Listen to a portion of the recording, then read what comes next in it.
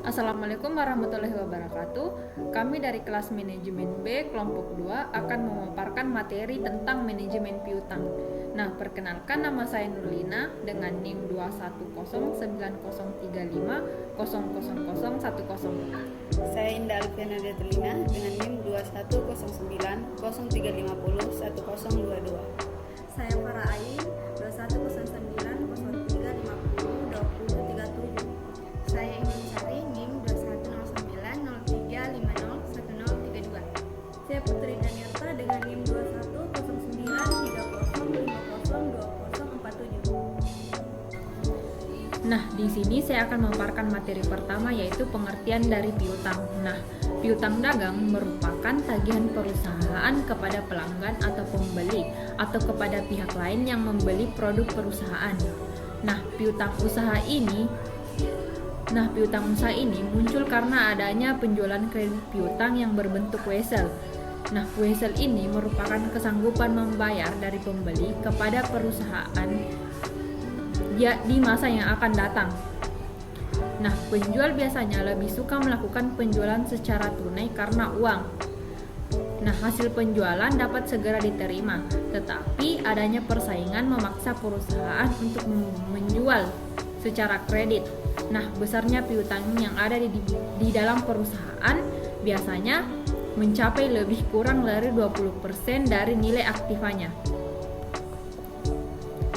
Hal ini disebabkan karena pembeli lebih suka membeli secara kredit karena dapat menggunakan uang yang relatif lebih kecil bila dibanding membeli secara tunai. Nah, dengan demikian, kebijakan penjualan kredit oleh perusahaan akan memunculkan dua pos pemikiran dalam neraca. Bagi penjual, penjualan kredit ini akan menambah pos piutang dan mengurangi persediaan barang. Sedangkan bagi pembeli, maka pembelian kredit akan menambah hutang dagang dan menambah persediaannya. Nah, kebijakan penjualan kredit yang akan menimbulkan piutang ini sebenarnya menimbulkan biaya bagi perusahaan.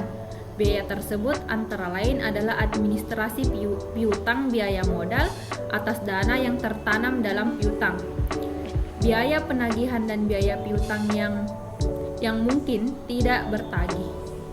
Namun demikian, karena kebijakan kredit ini akan meningkatkan penjualan, maka biaya piutang tersebut akan diimbangi oleh meningkatnya penjualan perusahaan.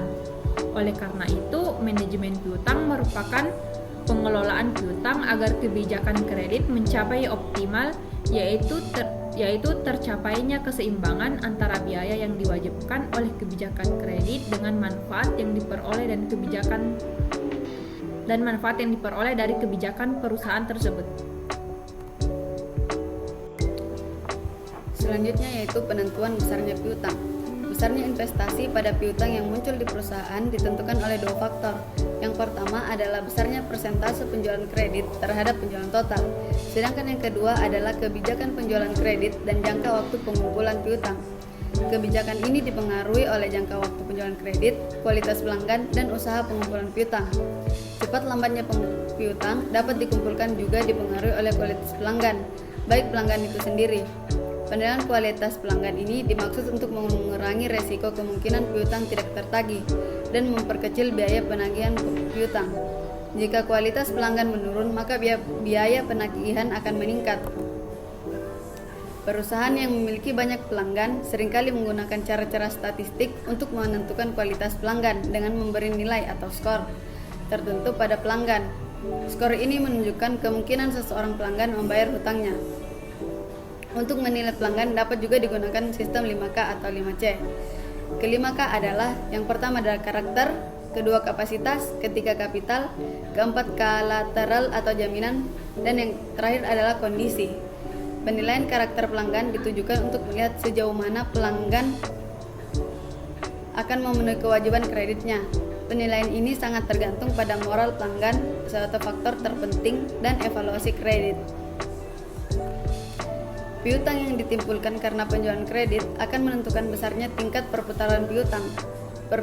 Perputaran piutang merupakan periode terikatnya piutang sejak terjadinya piutang tersebut sampai piutang tersebut dapat ditagih dalam bentuk uang kas dan akhirnya dapat dibelikan kembali menjadi persediaan dan dijual secara kredit menjadi piutang kembali. Pengelolaan pengumpulan piutang. Pengelolaan pengumpulan piutang perlu melihat bagaimana prosedur yang digunakan untuk menagih piutang. Perjanjian tertera pada jual beli juga harus ditetapkan secara jelas dan rinci.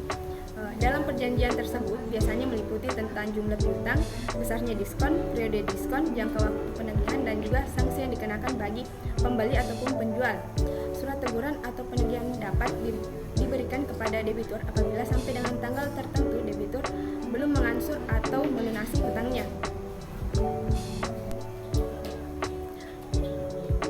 Proses penagihan piutang memerlukan biaya. Besar kecilnya biaya tergantung dari jumlah piutang dan sifat dari debitur. Banyaknya kredit yang macet akan menyulitkan kelangsungan usaha perusahaan. Oleh karena itu, perusahaan perlu mengambil sikap tegas agar pengembalian piutang tidak terganggu. Perusahaan perlu memperhitungkan keseimbangan antara manfaat dan biaya yang mungkin diderita dalam kebijakan pengumpulan piutang itu. Kebijakan pengumpulan piutang yang dilakukan perusahaan sebenarnya dapat diubah pada periode tertentu. Namun, perubahan kebijakan ini akan membawa implikasi terhadap jumlah penjualan, periode pengumpulan piutang, persentase piutang yang tidak tertagih, laba perusahaan, kebijakan diskon piutang, dan juga perputaran piutang.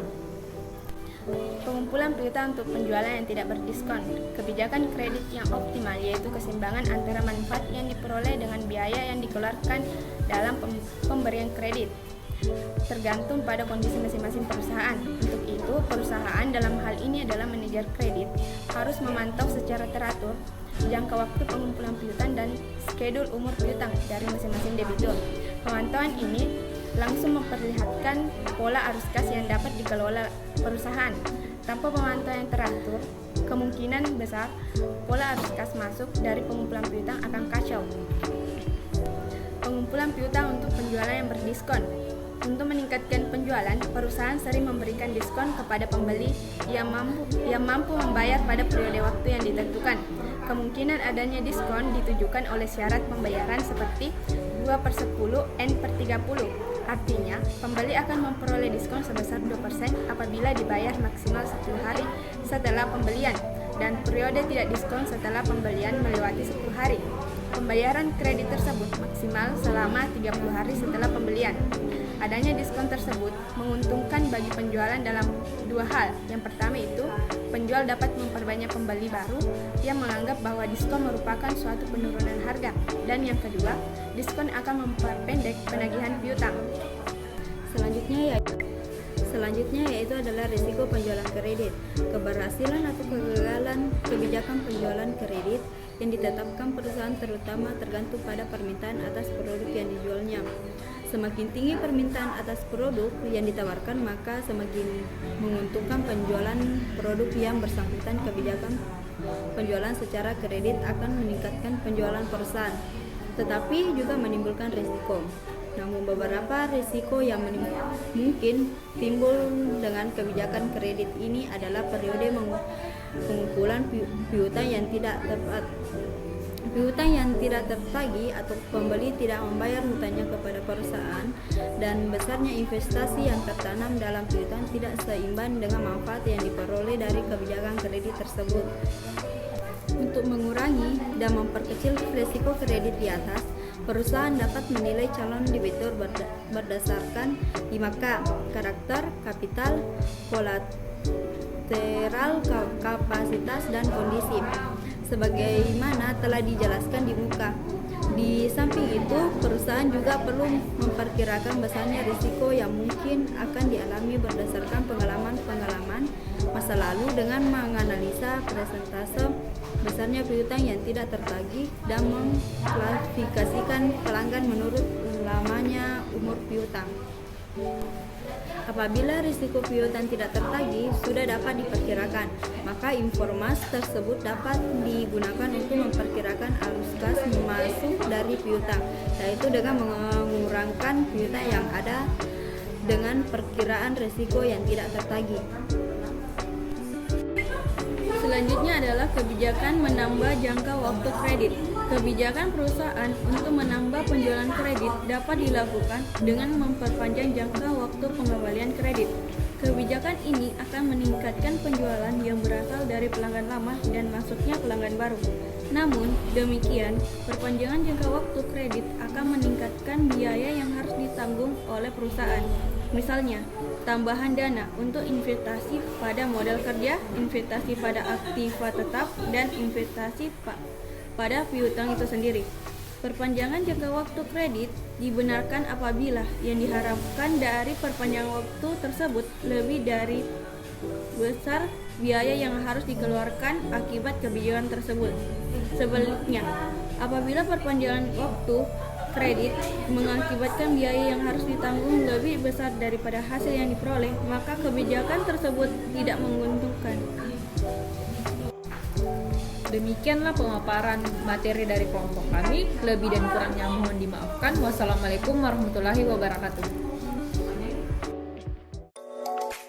B dan terus kan kesanggupan membayar dari pembeli kepada penjual. Nah, penjual biasanya Dipengaruhi oleh kualitas penggal. Selanjutnya adalah kebijakan menambah pemaparan materi dari kelompok. Kenapa?